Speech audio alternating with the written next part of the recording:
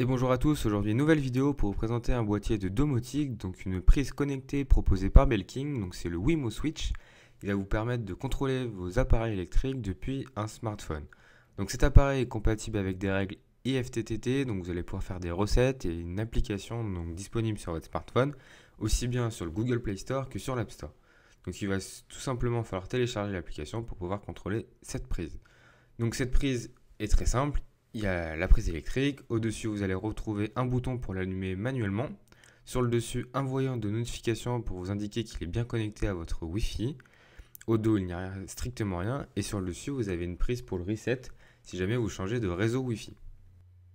Alors cette prise, elle fonctionne très simplement. Il suffit de la brancher et sur le dessous de la prise, vous allez avoir un petit voyant donc qui va clignoter vous signalant que ça émet un réseau Wi-Fi. Donc pour pouvoir faire fonctionner cette prise domotique, il suffit de télécharger l'application Wimo. Donc comme j'ai dit, disponible sur le Play Store ou l'App Store. Vous la lancez et vous allez vous connecter en Wi-Fi sur cette application et ça va vous permettre de la configurer. Donc quand vous lancez l'application, il vous fait un petit guide comment utiliser l'application et comment configurer le réseau. Donc il vous dit tout simplement d'ouvrir les paramètres, d'aller sélectionner dans les réseaux Wi-Fi le Wi-Fi Wimo.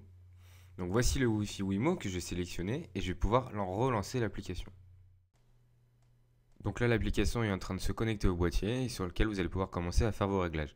Donc vous pouvez commencer par d'abord renommer le boîtier. Donc si vous en avez plusieurs, vous allez pouvoir faire le nom de la pièce par exemple pour pouvoir vous y retrouver.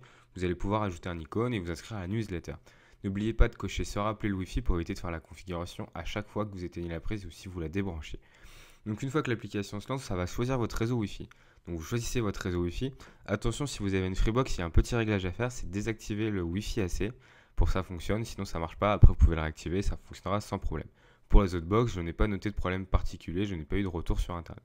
Voilà, une fois que l'application est configurée, votre boîtier va apparaître. Vous allez pouvoir l'allumer ou l'éteindre depuis l'application, comme ceci, et après vous pouvez l'éteindre.